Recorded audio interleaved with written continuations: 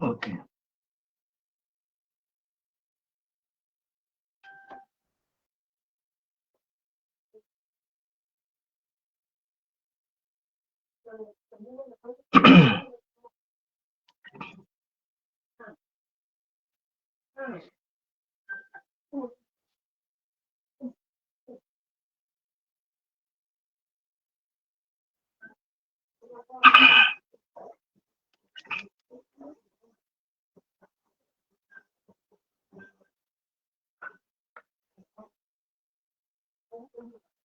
Okay, ngasisi ahanba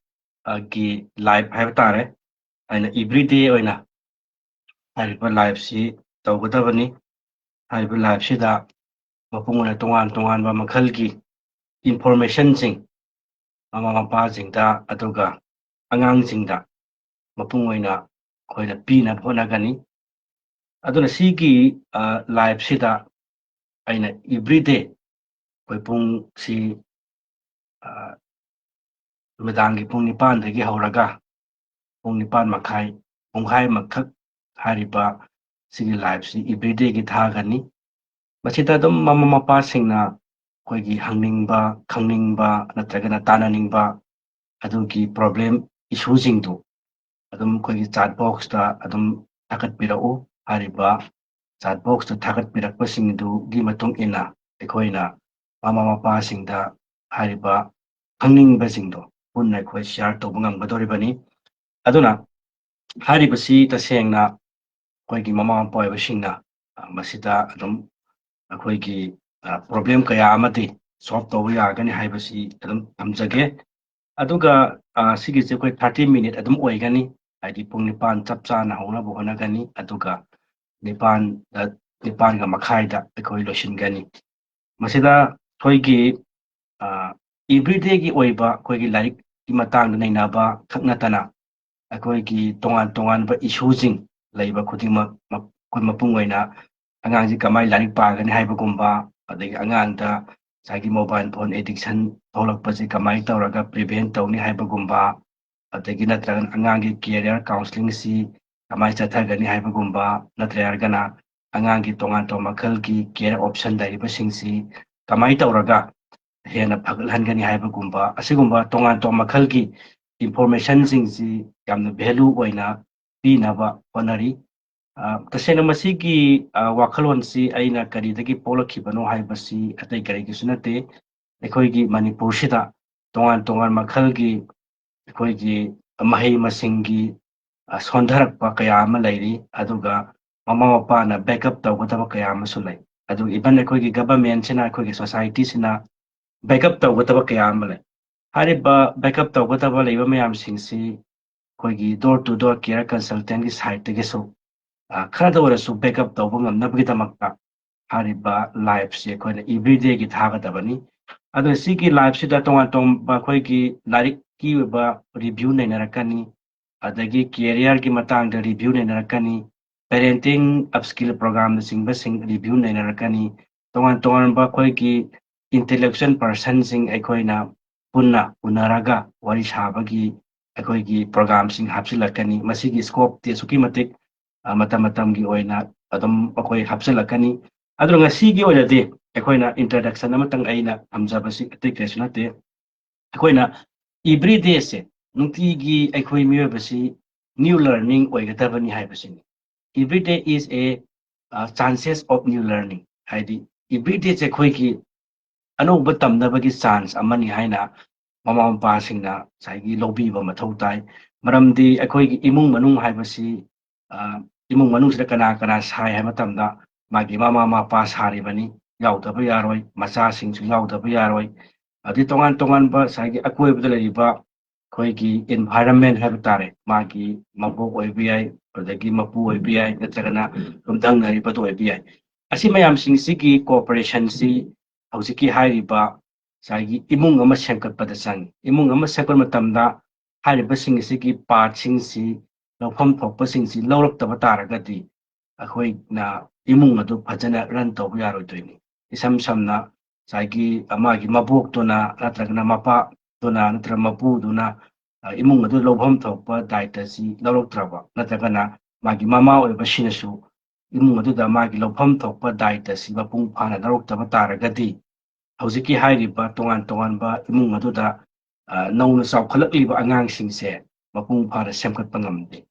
ꯑꯗꯨꯅ ꯑꯩꯈꯣꯏꯅ ꯃꯄꯨꯡ ꯐꯥꯅ ꯁꯦꯝꯒꯠꯀꯦ ꯍꯥꯏꯕ ꯇꯥꯔꯒꯗꯤ ꯇꯣꯉꯥꯟ ꯃꯈꯜꯒꯤ environment ꯌꯥꯎꯔꯤꯕ ꯃꯤ ꯈꯨꯗꯤꯡꯃꯛꯀꯤ responsibility ꯌꯥꯝꯅ ꯃꯔꯨ ꯑꯣꯏ ꯑꯗꯨꯅ ꯁꯤꯒꯤ new responsibility ꯑꯩꯈꯣꯏꯒꯤ ꯃꯃꯥ ꯃꯄꯥ ꯑꯣꯏꯕꯁꯤꯡꯁꯤꯅ ꯈꯪꯅꯕ ꯑꯗꯨꯒ everyday ꯀꯔꯤ ꯑꯩꯈꯣꯏ ꯇꯝꯕ ꯌꯥꯕꯒꯦ ꯀꯔꯤ ꯈꯪꯕ ꯌꯥꯕꯒꯦ ꯍꯥꯏꯕꯒꯤ learn ꯇꯧꯅꯕꯒꯤꯗꯃꯛꯇꯅꯤ ꯍꯧꯖꯤꯛꯀꯤ ꯑꯩꯈꯣꯏꯒꯤ ꯇꯣꯉꯥꯟ ꯃꯈꯜꯒꯤ ꯄꯦꯔꯦꯟꯠꯁꯤꯡ interact ꯇꯧꯅꯕ ꯍꯣꯠꯅꯕ same time ꯁꯤ ꯄ꯭ꯔꯣꯒ꯭ꯔꯥꯝꯁꯤ ꯑꯩꯈꯣꯏꯅ ꯍꯧꯗꯣꯛꯏꯁꯦ ꯑꯗꯨꯅ ꯃꯁꯤ ꯁꯝꯂꯞꯄ ꯋꯥꯍꯧꯗꯣꯛ ꯑꯃꯅꯤ ꯑꯗꯨꯅ ꯑꯩꯈꯣꯏꯅ ꯉꯁꯤꯒꯤ ꯑꯣꯏꯅꯗꯤ ꯅꯨꯡꯇꯤꯒꯤ ꯑꯩꯈꯣꯏꯁꯤ ꯑꯅꯧꯕ learn ꯇꯧꯒꯗꯕꯅꯤ ꯍꯥꯏꯕꯁꯤꯅꯤ ꯀꯔꯤꯒꯤꯗꯃꯛꯇ ꯅꯨꯡꯇꯤꯒꯤ ꯑꯩꯈꯣꯏꯅ ꯑꯅꯧꯕꯁꯤ learn ꯇꯧꯗꯣꯏꯅꯣ ꯇꯝꯗꯣꯏꯅꯣ ꯍꯥꯏꯔꯀꯥꯟꯗ ꯁꯣꯁꯥꯏꯇꯤꯁꯦ environmentꯁꯤ ꯅꯨꯡꯇꯤꯒꯤ ꯍꯣꯡꯉꯦ ꯍꯥꯏꯕꯗꯤ ꯑꯅꯧꯕ ꯄꯣꯠꯁꯛ ꯀꯌꯥ ꯑꯩꯈꯣꯏꯒꯤ invention ꯍꯥꯏꯕ ꯇꯥꯔꯦ ꯁꯥꯏꯟꯁꯀꯤ inventionꯁꯤꯅ ꯑꯅꯧꯕ ꯄꯣꯠꯁꯛ ꯀꯌꯥ ꯄꯨꯊꯣꯔꯛꯏ ꯈꯨꯗꯝ ꯑꯣꯏꯅ ꯉꯁꯤꯗꯒꯤꯅ ꯆꯍꯤ ꯍꯧꯖꯤꯛꯀꯤ 10ꯒꯤ ꯃꯃꯥꯡꯗ ꯑꯩꯈꯣꯏ ꯃꯣꯕꯥꯏꯜ ꯐꯣꯟꯁꯤ ꯃꯄꯨꯡ ꯐꯥꯅ ꯑꯩꯈꯣꯏ ꯈꯨꯠꯇ ꯂꯩꯔꯝꯗꯦ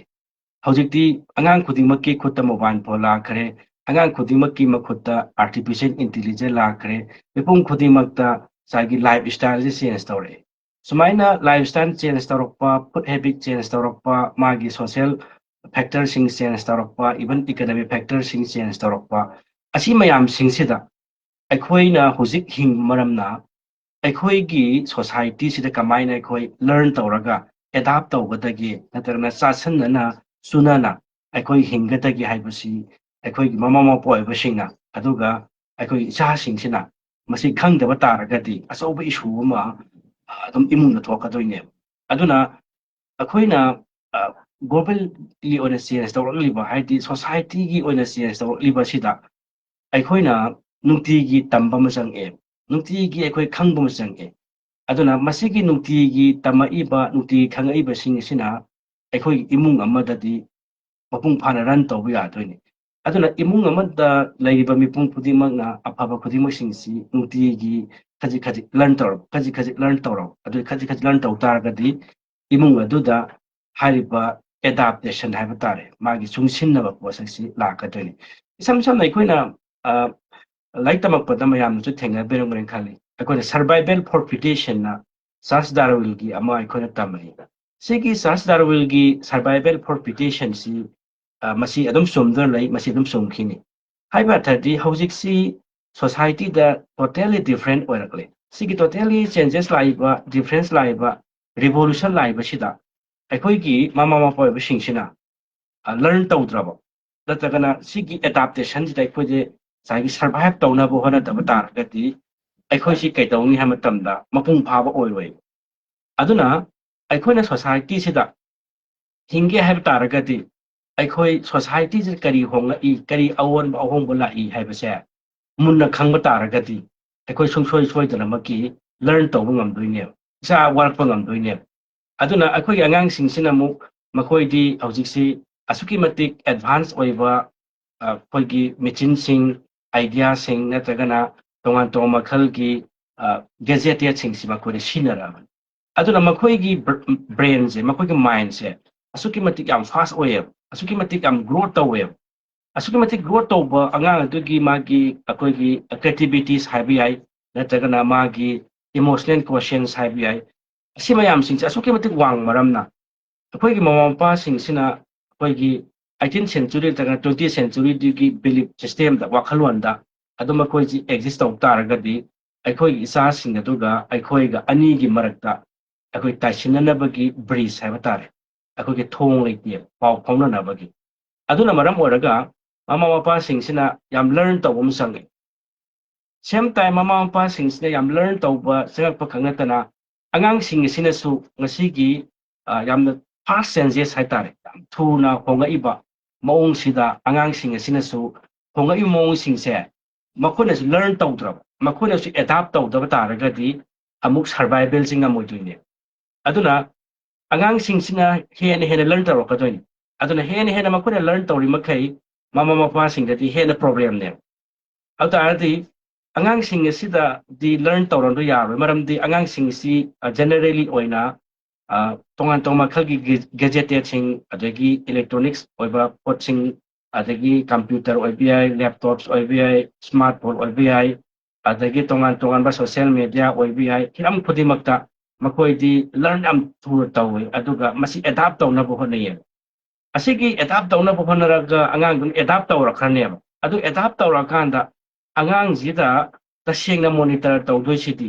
ꯃꯃꯥ ꯃꯄꯥꯅꯅꯦ ꯃꯔꯝꯗꯤ ꯑꯉꯥꯡꯁꯤ ꯃꯄꯨꯡ ꯐꯥꯗ꯭ꯔꯤꯕꯅꯤꯅ ꯃꯥꯅ ꯇꯝꯃꯤꯕ ꯈꯨꯗꯤꯡꯃꯛꯁꯤꯡꯁꯤ ꯃꯃꯥ ꯃꯄꯥꯅ ꯃꯣꯅꯤꯇꯔ ꯇꯧꯗ ꯇꯥꯔꯒꯗꯤ ꯐꯖꯅ ꯆꯦꯛꯁꯤꯟꯅ ꯌꯦꯡꯁꯤꯟꯕꯤꯕ ꯅꯠꯇ꯭ꯔꯒꯅ ꯁꯦꯟꯅꯕꯤꯕꯁꯦ ꯇꯧꯗꯕ ꯇꯥꯔꯒꯗꯤ ꯀꯩꯗꯧꯔꯛꯀꯅꯤ ꯍꯥꯏꯕ ꯃꯇꯝꯗ ꯑꯉꯥꯡꯁꯤꯅ ꯍꯦꯟꯅ ꯌꯥꯝ ꯑꯦꯗꯚꯥꯟꯁ ꯑꯣꯏꯔꯕꯅꯤꯅ ꯉꯥꯡꯅ ꯁꯥꯟꯅꯕ ꯌꯥꯔꯣꯏꯗꯣꯏꯅꯦ ꯑꯗꯨꯅꯅꯤ ꯑꯩꯅ ꯉꯁꯤꯒꯤ ꯁꯕꯇꯥꯏꯇꯜꯗ ꯍꯥꯏꯖꯔꯤꯁꯦ ꯑꯩꯈꯣꯏꯁꯤ ꯅꯨꯡꯇꯤꯒꯤ ꯇꯝꯕ ꯃꯊꯧ ꯇꯥꯏ ꯍꯥꯏꯔꯤꯁꯦ ꯅꯨꯡꯇꯤꯒꯤ ꯑꯩꯈꯣꯏꯁꯤ ꯂꯔꯟ ꯇꯧꯕ ꯑꯃ ꯆꯪꯉꯦꯕ ꯀꯔꯤꯒꯤꯗꯃꯛꯇ ꯑꯩꯈꯣꯏꯅ ꯂꯔꯟ ꯇꯧꯗꯣꯏꯁꯦ ꯑꯩꯈꯣꯏ ꯒ꯭ꯔꯣ ꯇꯧꯕ ꯈꯛ ꯅꯠꯇꯅ ꯏꯆꯥꯁꯤꯡ ꯑꯁꯤꯕꯨ ꯑꯩꯈꯣꯏꯅ ꯐꯖꯅ ꯌꯦꯡꯁꯤꯟꯕ ꯉꯝꯅꯕꯒꯤꯅꯦꯕ ꯃꯃꯥ ꯃꯄꯥ ꯈꯔꯗ ꯑꯩꯈꯣꯏꯒꯤ ꯑꯉꯥꯡꯁꯤꯡꯅ ꯍꯧꯖꯤꯛꯇꯤ ꯆꯤꯇꯤꯡ ꯌꯥꯝ ꯇꯧꯕ ꯂꯩ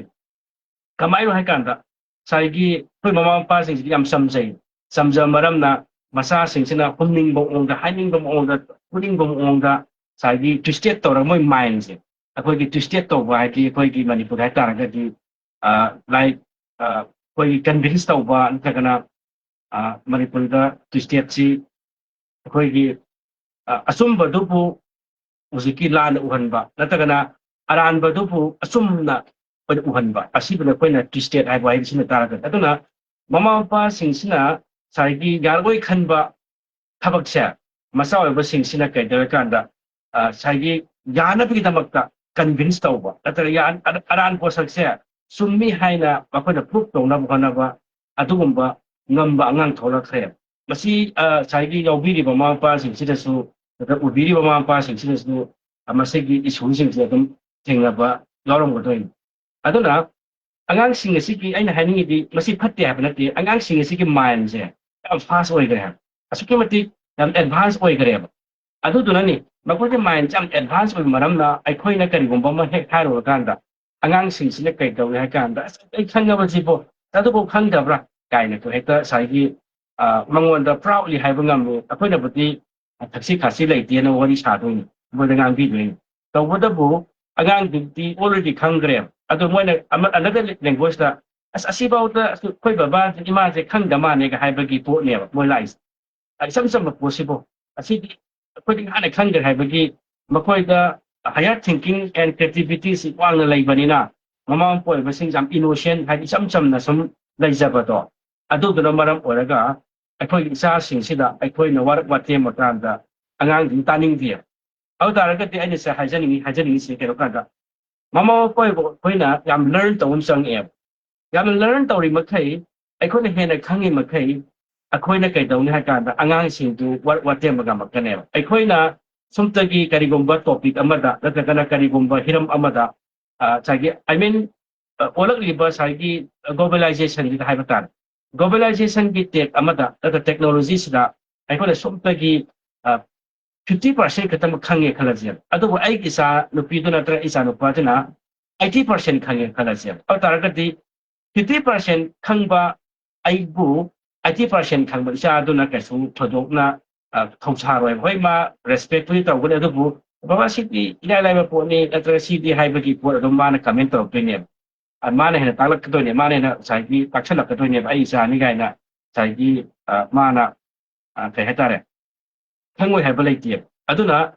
ꯑꯩꯈꯣꯏꯅ ꯑꯩꯈꯣꯏꯒꯤ ꯏꯆꯥꯁꯤꯡ ꯑꯁꯤ ꯃꯣꯔ ꯂꯔꯟ ꯇꯧꯔꯤ ꯃꯈꯩ ꯃꯣꯔ ꯑꯩꯈꯣꯏ ꯂꯔꯟ ꯇꯧꯒꯗꯕꯅꯦ ꯍꯥꯏꯕ ꯏꯆꯥꯁꯤꯡꯁꯤꯅ ꯃꯣꯔ ꯂꯔꯟ ꯇꯧꯔꯒ ꯍꯦꯟꯅ ꯑꯅꯧ ꯑꯅꯧꯕ ꯄꯣꯠꯁꯤꯡꯁꯤ ꯈꯪꯕ ꯁꯨꯝ ꯍꯦꯜꯂꯛꯑꯒ ꯑꯩꯈꯣꯏꯅ ꯂꯔꯟ ꯇꯧꯗꯕꯤꯗ ꯑꯗꯨꯝ ꯉꯁꯥꯏꯒꯤ 20th centuryꯒꯤ ꯅꯠꯇ꯭ꯔꯒꯅ 19th centuryꯒꯤ ꯄꯦꯔꯦꯟꯁ ꯑꯃ ꯑꯣꯏꯅ ꯑꯩꯈꯣꯏꯁꯤ ꯑꯗꯨꯝ ꯂꯩꯕ ꯇꯥꯔꯒꯗꯤ ꯏꯆꯥꯁꯤꯡ ꯑꯗꯨꯒ ꯑꯩꯈꯣꯏꯒ ꯃꯣꯠ ꯃꯥꯟꯅꯗꯕ ꯑꯗꯨꯝ ꯂꯥꯛꯀꯅꯤ ꯑꯗꯨꯒ ꯑꯩꯈꯣꯏꯅ ꯋꯥꯔꯛ ꯋꯥꯇꯦꯝ ꯃꯇꯝꯗꯁꯨ ꯃꯈꯣꯏꯅ ꯇꯥꯅꯤꯡꯗꯕ ꯄꯣꯠ ꯂꯥꯛꯀꯅꯤ ꯑꯗꯨꯅ ꯑꯩꯅ ꯉꯁꯤꯒꯤ ꯇꯣꯄꯤꯛꯁꯤꯗ ꯃꯄꯨꯡ ꯑꯣꯏꯅ ꯊꯝꯅꯤꯡꯉꯤꯕꯁꯤ ꯑꯇꯩ ꯀꯔꯤꯁꯨ ꯅꯠꯇꯦ ꯉꯁꯥꯏꯒꯤ ꯃꯃꯥ ꯃꯄꯥ ꯑꯣꯏꯕꯁꯤꯡ ꯑꯁꯤ ꯂꯔꯟ ꯇꯧꯕꯤꯌꯨ ꯍꯥꯏꯗꯤ ꯍꯦꯟꯅ ꯇꯝꯕꯤꯌꯨ ꯀꯃꯥꯏꯅ ꯑꯉꯥꯡ ꯋꯥꯔꯛ ꯋꯥꯇꯦꯝꯒꯅꯤ ꯀꯃꯥꯏꯅ ꯑꯉꯥꯡꯒꯤ ꯀꯦꯔꯤꯌꯔ ꯁꯦꯝꯒꯅꯤ ꯀꯃꯥꯏꯅ ꯑꯉꯥꯡꯁꯤꯡ ꯑꯁꯤꯒꯤꯗꯃꯛꯇ ꯑꯩꯈꯣꯏꯅ ꯍꯦꯟꯅ ꯃꯥꯒꯤ ꯐ꯭ꯌꯨꯆꯔꯁꯦ ꯉꯁꯥꯏꯒꯤ ꯕ꯭ꯔꯥꯏꯠ ꯑꯣꯏꯅ ꯑꯩꯈꯣꯏꯅ ꯊꯝꯕꯤꯒꯗꯒꯦ ꯍꯥꯏꯕꯁꯤꯡꯁꯤ ꯃꯥꯡꯖꯧꯅꯅ ꯉꯁꯥꯏꯒꯤ ꯀꯦꯞꯇꯦꯟ ꯑꯃ ꯑꯣꯏꯅ ꯂꯥꯟꯃꯤ ꯑꯗꯨꯒꯤ ꯅꯠꯇ꯭ꯔꯒ ꯏꯃꯨꯡ ꯑꯗꯨꯒꯤ ꯂꯨꯆꯤꯡ ꯄꯨꯔꯦꯜ ꯑꯃ ꯑꯣꯏꯅ ꯆꯤꯡꯕ ꯉꯝꯅꯕ ꯍꯣꯠꯅꯕꯤꯒꯗꯕꯅꯤ ꯑꯁꯤꯒꯤ ꯄꯣꯠꯁꯤ ꯀꯔꯤꯒꯨꯝꯕ ꯆꯤꯡꯕ ꯉꯝꯅꯕ ꯍꯣꯠꯅꯕꯤꯗ ꯇꯥꯔꯒꯗꯤ ꯑꯉꯥꯡ ꯑꯗꯨꯒꯤ ꯔꯣꯡ ꯆꯣꯏꯁ ꯑꯗꯨꯝ ꯂꯥꯛꯀꯗꯣꯏꯅꯦꯕ ꯍꯥꯏꯗꯤ ꯆꯨꯝꯃꯤ ꯑꯉꯥꯡꯗꯨꯅ ꯐꯅ ꯈꯪꯕ ꯇꯥꯔꯒꯁꯨ ꯐꯅ ꯍꯩꯕ ꯇꯥꯔꯒꯁꯨ ꯃꯉꯣꯟꯗ ꯏꯟꯃꯦꯆꯨꯔꯤꯇꯤ ꯍꯥꯏꯕ ꯃꯄꯨꯡ ꯐꯥꯗꯕ ꯄꯣꯠꯁꯛ ꯑꯗꯨꯗꯤ ꯑꯗꯨꯝ ꯌꯥꯎꯒꯗꯣꯏꯅꯤ ꯑꯗꯨꯅ ꯑꯉꯥꯡ ꯑꯗꯨꯅ ꯁꯣꯏꯔꯦ ꯅꯠꯇ꯭ꯔꯒꯅ ꯁꯣꯏꯗꯦ ꯍꯥꯏꯁꯤ ꯀꯔꯝꯕ ꯕꯦꯁꯤꯁꯇ ꯑꯩꯈꯣꯏꯅ ꯍꯥꯏꯒꯗꯣꯏꯅꯤ ꯁꯤꯅꯤ ꯑꯗꯨꯅ ꯑꯉꯥꯡꯗꯨꯅ ꯃꯁꯤꯐꯥꯎ ꯌꯥꯎꯅ ꯉꯁꯥꯏꯒꯤ ꯃꯥꯒꯤ ꯅꯣꯂꯦꯖꯁꯤ ꯂꯩꯔꯦ ꯑꯗꯨꯒ ꯑꯉꯥꯡꯁꯤꯒꯤ ꯋꯥꯈꯜꯂꯣꯟꯁꯦ ꯃꯁꯤꯐꯥꯎ ꯑꯦꯗꯚꯥꯟꯁ ꯑꯣꯏꯔꯦ ꯍꯥꯏꯁꯤ ꯀꯃꯥꯏꯅ ꯑꯩꯈꯣꯏꯅ ꯃꯦꯖꯔ ꯇꯧꯒꯗꯒꯦ ꯍꯥꯏꯕꯁꯤꯅꯤ ꯑꯗꯨꯅ ꯑꯉꯥꯡ ꯑꯃꯕꯨ ꯑꯩꯈꯣꯏꯅ ꯃꯦꯖꯔ ꯇꯧꯒꯦ ꯍꯥꯏꯇꯥꯔꯒꯗꯤ ꯑꯉꯥꯡ ꯑꯗꯨꯕꯨ ꯃꯦꯖꯔ ꯇꯧꯒꯗꯣꯔꯤꯕ ꯑꯩꯈꯣꯏꯁꯦ ꯇꯁꯦꯡꯅꯃꯛ ꯂꯔꯟ ꯇꯧꯕ ꯑꯃ ꯆꯪꯉꯦ ꯍꯥꯏꯕꯅꯤ ꯍꯦꯟꯅ ꯇꯝꯕ ꯑꯃ ꯆꯪꯉꯦꯕ ꯑꯗꯨ ꯇꯥꯔꯒꯗꯤ ꯑꯉꯥꯡꯁꯤꯡ ꯑꯗꯨꯗ ꯑꯩꯈꯣꯏꯅ ꯍꯦꯟꯅ ꯃꯈꯣꯏꯗ ꯉꯁꯥꯏꯒꯤ ꯇꯥꯛꯄꯤꯔꯤꯕꯅꯤꯅ ꯇꯝꯕꯤꯔꯤꯕꯅꯤꯅ ꯍꯦꯟꯅ ꯑꯩꯈꯣꯏꯁꯤ ꯃꯥꯒꯤ ꯒꯨꯔꯨ ꯑꯗꯨꯅꯦꯕ ꯑꯗꯨꯅ ꯑꯩꯈꯣꯏꯒꯤ ꯁꯣꯁꯥꯏꯇꯤꯗ ꯃꯃꯥ ꯃꯄꯥ ꯑꯣꯏꯕꯁꯤꯡ ꯑꯁꯤꯕꯨ ꯑꯁꯨꯛꯀꯤ ꯃꯇꯤꯛ ꯑꯩꯈꯣꯏꯒꯤ ꯁꯣꯁꯥꯏꯇꯤꯅ ꯏꯀꯥꯏ ꯈꯨꯝꯅꯒꯗꯕꯅꯤ ꯍꯥꯏꯅ ꯐꯅ ꯍꯥꯏꯕ ꯇꯥꯔꯒꯁꯨ ꯉꯁꯤꯒꯤ ꯑꯣꯜꯂꯛꯏꯕ ꯃꯣꯗꯔꯟ ꯇ꯭ꯔꯦꯟꯁꯤꯗꯗꯤ ꯏꯃꯨꯡ ꯑꯌꯥꯝꯕꯗ ꯃꯃꯥ ꯃꯄꯥꯁꯤꯡꯕꯨ ꯃꯆꯥꯁꯤꯡ ꯑꯁꯤꯅ ꯏꯀꯥꯏ ꯈꯨꯝꯅꯗꯕꯒꯤ ꯄꯣꯠ ꯑꯃ ꯂꯥꯛꯏꯕꯁꯤ ꯀꯩꯅꯣ ꯀꯥꯟꯗ ꯁꯤꯒꯤ ꯒ꯭ꯂꯣꯕꯦꯂꯥꯏꯖꯦꯁꯟ ꯁꯤꯒꯤ ꯏꯂꯦꯛꯇ꯭ꯔꯣꯅꯤꯀꯦꯜ ꯑꯣꯏꯕ ꯇ꯭ꯔꯥꯟꯁꯐꯣꯔꯃꯦꯁꯟ ꯑꯃ ꯂꯥꯛꯄꯁꯤ ꯗꯤꯖꯤꯇꯦꯜ ꯇ꯭ꯔꯥꯟꯁꯐꯣꯔꯃꯦꯁꯟ ꯍꯥꯏꯕ ꯇꯥꯔꯦ ꯁꯤꯒꯤ ꯗꯤꯖꯤꯇꯦꯜ ꯇ꯭ꯔꯥꯟꯁꯐꯣꯔꯃꯦꯁꯟ ꯏꯂꯦꯛꯇ꯭ꯔꯣꯅꯤꯛ ꯇ꯭ꯔꯥꯟꯁꯐꯣꯔꯃꯦꯁꯟ ꯑꯁꯤ ꯃꯌꯥꯝꯁꯤꯡꯁꯤ ꯂꯥꯛꯄꯗꯒꯤꯅꯦꯕ ꯑꯗꯨꯅ ꯃꯁꯤꯁꯤꯡꯁꯤ ꯂꯥꯛꯄꯅꯤꯅ ꯏꯟꯐꯣꯔꯃꯦꯁꯟ ꯈꯨꯗꯤꯡꯃꯛꯁꯤꯡꯁꯤ ꯃꯈꯣꯏ ꯎꯔꯦ ꯅꯩꯅꯔꯦꯕ ꯅꯩꯅꯔꯕꯅꯤꯅ ꯃꯈꯣꯏꯗ ꯌꯥꯝꯅ ꯈꯪꯉꯦꯕ ꯈꯪꯉꯕꯅꯤꯅ ꯅꯩꯅꯗꯕ ꯑꯩꯈꯣꯏ ꯈꯪꯗꯕ ꯑꯩꯈꯣꯏꯁꯦ ꯉꯁꯥꯏꯒꯤ ꯎꯁꯤꯠꯇ꯭ꯔꯤꯅꯦꯕ ꯑꯁꯤ ꯍꯥꯏꯔꯒ ꯑꯉꯥꯡꯁꯤꯡꯗꯨꯅ ꯉꯁꯥꯏꯒꯤ ꯑꯩꯈꯣꯏꯗꯤ ꯇꯁꯦꯡꯅ ꯁꯨꯝ ꯎꯁꯤꯠꯇ꯭ꯔꯦ ꯍꯥꯏꯕ ꯋꯥꯐꯝꯗꯤ ꯅꯠꯇꯦ ꯑꯗꯨꯕꯨ ꯑꯩꯈꯣꯏꯅ ꯉꯥꯡꯕ ꯑꯩꯈꯣꯏꯅ ꯇꯥꯕꯗ ꯉꯁꯥꯏꯒꯤ ꯑꯦꯛꯁꯦꯞ ꯇꯧꯕ ꯌꯥꯗ꯭ꯔꯤꯁꯤ ꯑꯗꯨꯅ ꯑꯩꯈꯣꯏꯅ ꯑꯉꯥꯡꯁꯤꯡꯕꯨ ꯇꯥꯛꯄꯤ ꯇꯝꯕꯤꯒꯦ ꯅꯠꯇ꯭ꯔꯒꯅ ꯃꯥꯁꯇꯔ ꯑꯣꯏꯒꯦ ꯍꯥꯏꯕ ꯇꯥꯔꯒꯗꯤ ꯑꯩꯈꯣꯏꯁꯤ ꯇꯁꯦꯡꯅ ꯂꯔꯟ ꯇꯧꯒꯗꯕꯅꯤ ꯍꯥꯏꯕꯁꯤꯅꯤ ꯉꯁꯤꯒꯤ ꯑꯩ ꯁꯕꯇꯥꯏꯇꯜꯗ ꯊꯝꯖꯔꯤꯁꯦ ꯑꯗꯨꯅ ꯑꯩꯈꯣꯏ ꯃꯃꯥ ꯃꯄꯥ ꯑꯣꯏꯕ ꯈꯛ ꯅꯠꯇꯅ ꯑꯅꯤꯁꯨꯕꯗ ꯑꯩꯅ ꯍꯧꯖꯤꯛꯀꯤ ꯍꯥꯏꯖꯅꯤꯡꯕꯁꯤ ꯃꯤꯑꯣꯏꯕ ꯑꯃ ꯑꯣꯏꯅ ꯑꯩꯈꯣꯏ ꯇꯝꯗꯕ ꯁꯨꯡꯌꯥ ꯌꯥꯗꯦ ꯍꯥꯏ ꯑꯩꯈꯣꯏꯁꯤ ꯃꯤꯑꯣꯏꯕ ꯑꯃ ꯑꯣꯏꯕ ꯃꯔꯝꯅ ꯑꯩꯈꯣꯏ ꯅꯨꯡꯇꯤꯒꯤ ꯂꯔꯟ ꯇꯧꯒꯗꯕꯅꯤ ꯍꯥꯏꯕꯅꯤ ꯅꯨꯡꯇꯤꯒꯤ ꯑꯩꯈꯣꯏꯁꯤ ꯂꯔꯟ ꯇꯧꯔꯤꯕꯈꯩ ꯑꯩꯈꯣꯏꯁꯦ ꯒ꯭ꯔꯣ ꯇꯧꯕꯅꯦꯕ ꯑꯩꯈꯣꯏꯁꯤ ꯅꯨꯡꯇꯤꯒꯤ ꯒ꯭ꯔꯣ ꯇꯧꯔꯤꯃꯈꯩ ꯑꯩꯈꯣꯏꯒꯤ ꯂꯥꯏꯐꯇ ꯉꯁꯥꯏꯒꯤ ꯇꯣꯉꯥꯟ ꯇꯣꯉꯥꯟꯕ ꯃꯈꯜꯒꯤ ꯉꯁꯥꯏꯒꯤ ꯏꯝꯄꯦꯛ ꯄꯤꯕ ꯉꯝꯅꯦꯕ ꯑꯩꯅ ꯒ꯭ꯔꯣ ꯇꯧꯕ ꯇꯥꯔꯒꯗꯤ ꯑꯩꯒꯤ ꯑꯀꯣꯏꯕꯗ ꯂꯩꯔꯤꯕ ꯑꯩꯒꯤ ꯅꯥꯏꯕꯔꯗ ꯑꯩꯒꯤ ꯉꯁꯥꯏꯒꯤ ꯃꯔꯤ ꯃꯇꯥꯁꯤꯡꯗ ꯅꯠꯇ꯭ꯔꯒꯅ ꯑꯩꯒꯤ ꯂꯞ ꯋꯥꯟꯁ ꯅꯤꯌꯔꯦꯁ ꯑꯣꯏꯕ ꯌꯥꯝ ꯅꯛꯅꯕ ꯅꯤꯌꯔꯦꯁ ꯂꯞ ꯋꯥꯟꯁꯤꯡꯁꯤꯗ ꯑꯩꯈꯣꯏꯅ ꯏꯝꯄꯦꯛ ꯄꯤ ꯉꯝꯗꯣꯏꯅꯤ ꯑꯅꯗꯔ ꯂꯦꯡꯒ꯭ꯋꯦꯖꯇ ꯑꯩꯈꯣꯏꯁꯤ ꯃꯃꯥ ꯃꯄꯥ ꯑꯣꯏꯕ ꯑꯩꯈꯣꯏ ꯍꯥꯏꯕ ꯇꯥꯔꯦ ꯃꯄꯨꯡ ꯑꯣꯏꯅ ꯃꯃꯥ ꯃꯄꯥ ꯑꯣꯏꯕ ꯑꯩꯈꯣꯏꯁꯤ ꯅꯠꯇ꯭ꯔꯒ ꯑꯩꯈꯣꯏ ꯃꯤꯑꯣꯏꯕ ꯑꯩꯈꯣꯏꯁꯦ ꯒ꯭ꯔꯣ ꯇꯧꯒꯗꯕꯅꯤ ꯍꯥꯏꯕꯅꯤ ꯃꯤꯑꯣꯏꯕ ꯑꯩꯈꯣꯏꯁꯦ ꯒ꯭ꯔꯣ ꯇꯧꯗ ꯇꯥꯔꯒꯗꯤ ꯆꯥꯎꯈꯠꯇ ꯇꯥꯔꯒꯗꯤ ꯑꯩꯈꯣꯏꯁꯤ ꯀꯥꯟꯅꯐꯝ ꯂꯩꯇꯦ ꯑꯅꯗꯔ ꯂꯦꯡꯒ꯭ꯋꯦꯖꯇ ꯄꯥꯝꯕꯤ ꯑꯃ ꯍꯥꯏꯗꯤ ꯎꯄꯥꯝꯕꯤ ꯍꯥꯏꯔꯁꯤꯅꯦ ꯎꯄꯥꯝꯕꯤ ꯑꯃ ꯊꯥꯔꯦꯕ ꯎꯄꯥꯝꯕꯤꯁꯦ ꯊꯥꯔꯛꯑꯀꯥꯟꯗ ꯆꯥꯎꯈꯠꯂꯀꯥꯟꯗ ꯃꯁꯥ ꯃꯔꯦꯡ ꯃꯌꯥꯝ ꯂꯥꯛꯀꯗꯣꯏꯅꯤ ꯃꯁꯥ ꯃꯔꯦꯡ ꯃꯌꯥꯝ ꯂꯥꯛꯑꯀꯥꯟꯗ ꯃꯗꯨꯒꯤ ꯃꯁꯥ ꯃꯔꯦꯡ ꯃꯌꯥꯝꯗꯨꯒꯤ ꯑꯆꯧꯕ ꯎꯄꯥꯜ ꯑꯃ ꯑꯣꯏꯔꯀꯥꯟꯗ ꯃꯤ ꯃꯌꯥꯝꯅ ꯃꯗꯨꯒꯤ ꯎꯔꯨꯝ ꯇꯥꯡꯗꯣꯏꯅꯦꯕ ꯎꯔꯨꯝ ꯇꯥꯡꯉꯒ ꯌꯥꯝ ꯏꯟꯖꯣꯏ ꯇꯧꯗꯣꯏꯅꯤ ꯅꯨꯡꯁꯥ ꯃꯌꯥꯝ ꯁꯥꯔꯛ ꯃꯇꯝꯗ ꯃꯈꯣꯏꯅ ꯉꯁꯥꯏꯒꯤ ꯎꯔꯨꯝꯗ ꯆꯪꯁꯤꯜꯂꯒ ꯍꯥꯏꯗꯤ ꯎ ꯄꯥꯝꯕꯤꯗꯨ ꯃꯈꯥ ꯆꯪꯁꯤꯜꯂꯒ ꯃꯈꯣꯏ ꯊꯨꯞꯆꯒꯗꯣꯔꯤꯕꯅꯤ ꯑꯗꯒꯤ ꯅꯨꯡꯁꯥ ꯁꯥꯔꯛ ꯃꯇꯝ ꯈꯛ ꯅꯠꯇꯅ ꯅꯣꯡ ꯇꯥꯔꯛ ꯃꯇꯝꯗꯁꯨ ꯊꯨꯞꯆꯒꯗꯣꯏꯅꯤ ꯑꯗꯒꯤ ꯁꯥ ꯉꯥ ꯎꯆꯦꯛ ꯀꯌꯥꯅꯁꯨ ꯃꯗꯨꯗ ꯇꯣꯡꯖꯔꯒ ꯃꯈꯣꯏ ꯏꯟꯖꯣꯏ ꯇꯧꯖꯗꯣꯏꯅꯤ ꯁꯦꯝ ꯇꯥꯏꯝ ꯉꯁꯥꯏꯒꯤ ꯎꯄꯥꯝꯕꯤꯗꯨꯗꯒꯤ ꯊꯣꯛꯂꯛꯄ ꯉꯁꯥꯏꯒꯤ ꯇꯣꯉꯥꯟꯕ ꯑꯣꯛꯁꯤꯖꯦꯟ ꯀ꯭ꯂꯤꯟ ꯑꯣꯛꯁꯤꯖꯦꯟ ꯍꯥꯏꯕ ꯇꯥꯔꯦ ꯃꯁꯤꯁꯤꯡꯁꯤꯅꯁꯨ ꯃꯤꯑꯣꯏꯕꯗ ꯍ꯭ꯌꯨꯃꯦꯟ ꯁꯥꯔꯚꯤꯁ ꯄꯤꯔꯛꯏꯅꯦꯕ ꯑꯁꯨꯃꯥꯏꯅ ꯇꯧꯗꯅ ꯑꯩꯈꯣꯏ ꯃꯤꯑꯣꯏꯕꯁꯤ ꯒ꯭ꯔꯣ ꯇꯧꯒꯗꯕꯅꯤ ꯍꯥꯏꯕ ꯆꯥꯎꯈꯠꯀꯗꯕꯅꯤ ꯍꯥꯏꯕ ꯑꯩꯈꯣꯏꯁꯤ ꯒ꯭ꯔꯣ ꯇꯧꯗꯕ ꯇꯥꯔꯒꯗꯤ ꯆꯥꯎꯈꯠꯇꯕ ꯇꯥꯔꯒꯗꯤ ꯑꯩꯈꯣꯏꯁꯤ ꯁꯣꯁꯥꯏꯇꯤꯗ ꯀꯩꯁꯨ ꯀꯥꯟꯅꯕ ꯂꯩꯇꯦꯕ ꯑꯗꯨꯅꯅꯤ ꯉꯁꯥꯏꯒꯤ ꯃꯤ ꯀꯌా ꯑꯃꯒꯤ ꯄꯨꯟꯁꯤꯗ ꯒ꯭ꯔꯣ ꯇꯧꯔꯛꯇꯕꯒꯤ ꯃꯔꯝꯅꯅꯦ ꯑꯩꯈꯣꯏꯒꯤ ꯁꯣꯁꯥꯏꯇꯤꯁꯤꯗ ꯑꯆꯧꯕ ꯄ꯭ꯔꯣꯕ꯭ꯂꯦꯝ ꯂꯥꯛꯏꯁꯤ ꯑꯗꯨꯅ ꯑꯩꯈꯣꯏꯁꯤ ꯑꯍꯤꯡꯕ ꯎꯄꯥꯝꯕꯤ ꯑꯃꯒꯨꯝꯅ ꯑꯗꯨꯒ ꯒ꯭ꯔꯣ ꯇꯧꯕ ꯉꯁꯥꯏꯒꯤ ꯄꯥꯝꯕꯤ ꯑꯃꯒꯨꯝꯅ ꯑꯩꯈꯣꯏꯁꯤ ꯏꯃꯨꯡꯒꯤ ꯈꯛꯇꯃꯛꯇ ꯅꯠꯇꯕ ꯁꯣꯁꯥꯏꯇꯤꯒꯤꯁꯨ ꯑꯩꯈꯣꯏ ꯒ꯭ꯔꯣ ꯇꯧꯕ ꯉꯝꯕ ꯑꯣꯏꯒꯗꯕꯅꯤ ꯑꯩꯈꯣꯏꯒꯤ ꯀꯝꯃ꯭ꯌꯨꯅꯤꯇꯤꯒꯤꯗꯃꯛꯇꯁꯨ ꯒ꯭ꯔꯣ ꯇꯧꯕ ꯉꯝꯕ ꯑꯣꯏꯒꯗꯕꯅꯤ ꯑꯩꯈꯣꯏꯒꯤ ꯖꯥꯇꯤ ꯑꯁꯤꯒꯤꯗꯃꯛꯇꯁꯨ ꯒ꯭ꯔꯣ ꯇꯧꯕ ꯉꯝꯕ ꯑꯣꯏꯒꯗꯕꯅꯤ ꯖꯥꯇꯤ ꯀꯌꯥꯒꯤꯗꯃꯛꯇꯁꯨ ꯑꯩꯈꯣꯏ ꯃꯉꯥꯜ ꯑꯣꯏꯕ ꯒ꯭ꯔꯣ ꯇꯧꯕ ꯉꯝꯕ ꯑꯣꯏꯒꯗꯕꯅꯤ ꯑꯁꯨꯃꯥꯏꯅ ꯀꯩꯅꯣ ꯀꯥꯟꯗ ꯑꯩꯈꯣꯏ ꯈꯨꯗꯤꯡꯃꯛꯁꯤꯡꯁꯤ ꯒ꯭ꯔꯣ ꯇꯧꯕ ꯃꯇꯝ ꯈꯛꯇꯗ ꯑꯩꯈꯣꯏ ꯄꯨꯟꯅ ꯉꯁꯥꯏꯒꯤ ꯏꯟꯖꯣꯏ ꯇꯧꯕ ꯂꯥꯏꯐ ꯑꯃ ꯑꯩꯈꯣꯏ ꯄꯤꯕ ꯉꯝꯒꯗꯣꯏꯅꯦ ꯑꯗꯨꯅ ꯉꯁꯤ ꯒ꯭ꯔꯣ ꯇꯧꯗꯕꯒꯤ ꯃꯔꯝꯅꯅꯤ ꯊꯣꯛꯂꯤꯕ ꯏꯁꯨ ꯃꯌꯥꯝꯁꯤꯡꯁꯦ ꯑꯗꯨꯅ ꯒ꯭ꯔꯣ ꯇꯧꯒꯦ ꯍꯥꯏꯕ ꯇꯥꯔꯒꯗꯤ ꯉꯁꯥꯏꯒꯤ 21st centuryꯗ ꯈ꯭ꯋꯥꯏꯗꯒꯤ ꯃꯔꯨꯑꯣꯏꯕꯁꯦ learn tau sai ki khoi tamba yu bi tamba ki loi ba nai de aduna ai khoi nungti gi tamba ma sang ne nungti gi grow tau na nungti gi grow tau na bi tamak ta nungti khoi tamba ma sang hai ba thadi ai khoi nungti gi sa ba gi maram na khoi chau phala I am su hinga I ne asmai tau dana nungti gi khoi na sai ki information sing apa apa information hajabani bo ai na jari se sai unnecessary oiba tongan tongan ba dom lai yauri khoi social media da na tongan tongan ba sai unhealthy oiba tarine kanada ba sai mem yaw da ba te social media ji yaw sing se adubu madu sing to koi lapthu e haraga yamna koi da especially on a growth of whatever physically on a growth of whatever mentally on a koi growth of whatever sai adugi masak sing se ai koi nungti gi lotion mum sang nungti koi hanjin ba ma tamjin ba ma sang masigi hanjin ba ma sung tamjin ba se ai koi da yawri makhai de ꯑꯩꯈꯣꯏꯁꯦ ꯑꯗꯨꯝ ꯍꯤꯡꯒꯅꯤ ꯃꯉꯥꯟ ꯄꯤꯕ ꯉꯝꯒꯅꯤ ꯃꯍꯩ ꯄꯥꯟꯕ ꯉꯝꯒꯅꯤ ꯑꯗꯨꯅ ꯑꯩꯈꯣꯏꯅ grow ꯇꯧꯒꯦ ꯍꯥꯏꯕ ꯇꯥꯔꯒꯗꯤ ꯅꯨꯡꯇꯤ ꯑꯩꯈꯣꯏ ꯇꯝꯕ ꯑꯗꯨꯅ ꯀꯃꯥꯏꯅ ꯇꯝꯒꯗꯒꯦ ꯍꯥꯏꯕꯗꯨꯗꯤ ꯉꯁꯥꯏꯒꯤ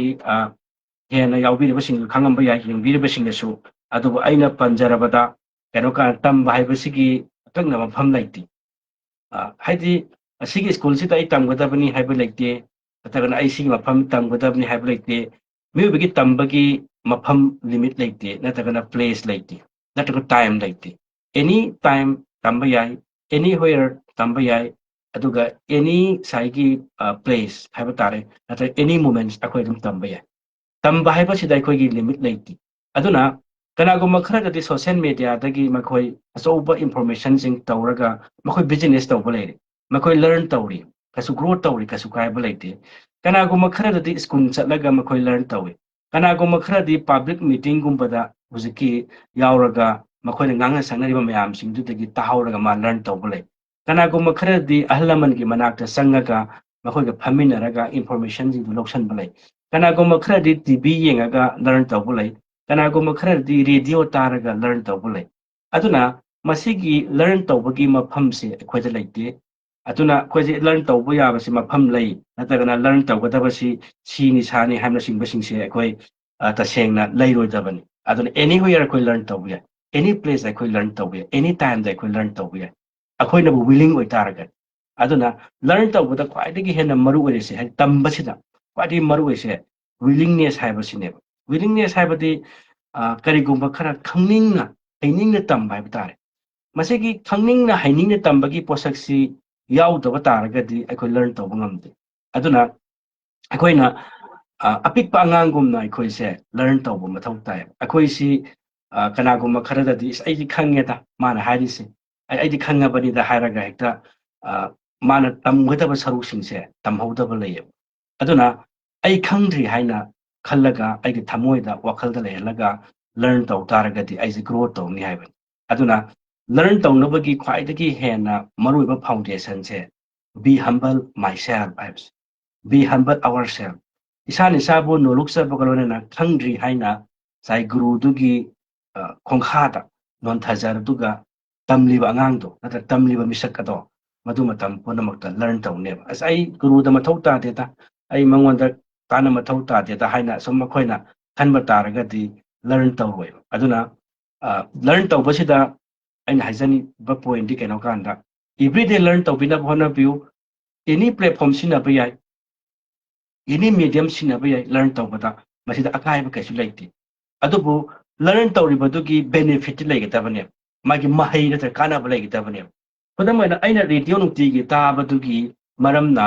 radio na aingonda piriba pautak sing edo aigi punsi da thabak oina pangthokpu yabu oigataban ngasi aina ngasi dagi hogudoriba everyday gi ai ngamnabadi hona jatoribani ngamnaba saigi challenges mayam thengnaba taragasu ai life si everyday ai thagi haibagi akhoi branch sigi asmane commitment ama khoi staff sing yana bagi matung ina amasigi penose akhoi tawra ibani aduna nungti gi khoina saigi learn tawbase kanagum khara aina haiso social media di oibiya kanagum khara di saigi radio di oibiya kanagum khara di tv di oibiya kanagum khara di school dagi natragana magi guru du dagi oibiya aduda hoi kasu maduda सागी अमा school दगी learn तौरपने त मा radio दगी learn तौरपने मा जे phone दगी नतना social media दे learn तौरपने हाइबदो प्रॉब्लम लेते तौबदबु लर्न तौरिबसे मसी मगुल लेबो ओगदब सेम टाइम अखोइदा अप्लाई तौबा याब तारिबा खुदिमसिंगसी अखोइदा लौसिल्लगा अखोइदा थबक ओइना हौदोकपा ngamaba पाइखतपा ngamaba अदो तारगदी अखोइगी पुंसीदा ग्रो तौने हाइबने तादमक सुम ताबा अदुगा अखोइदा थबक ओइना पाइखतबा तारगदी अखोइना तारिबदुगी वैल्यू दु लैति है अदुना खितंग खक ताबा तारगसु तारिबदो थबक ओइना ओथोकपा तारगदी पुंसीदा अदुम माइ पाक्तोइने अदुना लर्न तौबा हाइबसे अखोइगी मियोइबा अमा ओइना लर्न तौदबा हाइ तमदबा सोयादि अदुना तंबा मीसे ग्रो तौवे अदुना सागी learning man is a living man हाइ हाइ तमलिबा मीसे अहिंबनी हाइ आई अमु हनाइजगे the learning man is a living man हाइ मरमदी तम्मिबा मीसे अहिंबनी हाइ अहिंबा मीसे ग्रो तौनी हाइबने साइगी ग्रो तौदबसिबने खोनि सीबा हारिसे खुदम उपांबी मा कथलमगा सीबा हारिसे उपांबी चाखलक्तबगी मा उजिकी सीरिने मा कंझलइने अदुना हिंबो तारगदि मा मूव तौगदबनी नत्र लेंगदबनी नत्र ग्रो तौगदबने हाइबने अदुना अखोइ अहिंबा मो तारगदि अखोइ ग्रो तौगदबने हाइबने ग्रो सी मी खरददि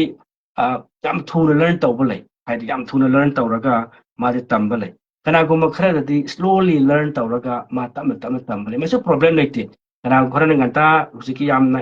हाईली सागी मागी ब्रेन से शार्प ओइबगी लर्न तौबदो इज ओके मदुमाई कैपेसिटी नि अद अखोइ कलक निंगे कसु लेते माना ngамजबदो मा लर्न तौबनी कनागु खरददि तमना तमजरगा मा लर्न तौजबो लै इज ओके मदुसु मागी angambदुनी लर्न तौजसनो अदुना साइगी ए नंगदी यामना स्लो लर्नर ओइ नतरा नंगदी यामना फास्ट लर्नर ओइ हाइबगी डिफरेंशिएशन लेते तौबदबु यामना फास्ट लर्नर ओइ तारगसु माना तमलिबा पोसक्तो सागी मपुंग फाना सिनदब तारगदी माना फना फास्ट लर्नर ओइ तारगसु कानादे अदगी स्लो लर्नर तुना तमिबा खरदो माना ममुताना फजना पाइखलगा सिनबा तारगदी स्लो लर्नर दु हेना फैय अदुना तमिबा खुदिमक सिंगसी एक्शनेबल ओइगतबन हाइबनी थबक ओइना पांगथोकपा याबा ओइगतबन हाइबनी थबक ओइना पांगथोकपा यादबा ओइतारगदी तमिबदो सागी वैल्यूलेसने कानादे मतम मांगनबने अदुना व्हाट एवर अखोइना एकेडमिकली ओइना तमइबा स्कूल दबु तमक पोइरो अमबु ओइरो असि मयाम सिंगसे अखोइ थबकता पांगथोकनबा होनै थबकता पांगथोकनबा होनबसिबनेबा सागी पुंसिदा सागी तंबदुगी महै हारिसे अदुना मथंगी आई मतमसु लोसलकले मथंगी हयेंग हाइबा तारे हयेंगी अनौबा टॉपिक अमगा लोइनना कमाइना लर्न तौबसिदा मसा करी करी संगी अदुगा सागी लर्न सिदा अखोना मरुइना हयेंगने कुदेसी विजडम अमसुंग नॉलेज अनि से कमाइ तौरगदी अखोइ सिगी विजडम अमसुंग नॉलेज सी कमाइना खेनै अदुगा कमाइना अनि सिगी मरक्ता सागी करम्बने हेना वैल्यू लै हाइबसिंगबसिंगी मतंगदा हयेंगसे थमजगे अदुना अदुम हयेंगसु पुंग खोइ चपचाना पुंग निपान दगी हौरगा पुंग खोइ निपान का मखाइ असि फाउबा खोइ नुतिगी पुंगहाइ अमगी खोइ की सुमाइना लाइव इंटरेक्शन तौबगी प्रोग्राम सिंग लैगनी मरक थना खोइ की ममा पोइबसिंग नत्रगना खोइ की स्टूडेंट सिंगना करिगुम हंगनिंगबा नत्रगा ताननिंगबा लैतारगदी अदुम चाट बॉक्स ता अदुम थजन बिरक थंबियु अदुगा मदुदगी ख्वाइदगी हेना फजबा सिंगु खंकटलगा अदुम नैनाजगे अदुम तानाजगे असुमाइना ngasi दमक्तदी अखोइगी अदुम लाइव सिदा सौगा बिख्रबा खुदिमकु इकाइ खुमनाबु चरी नुतिगी सुमाइना खोइ थेंगरगा करिगुम खरा अदुम लर्न तौमिनसी हाइबदो आई ngasi की ओइनाति थमजरगा ngasi की लाइव से मतंग सि लोसिनजगे थैंक यू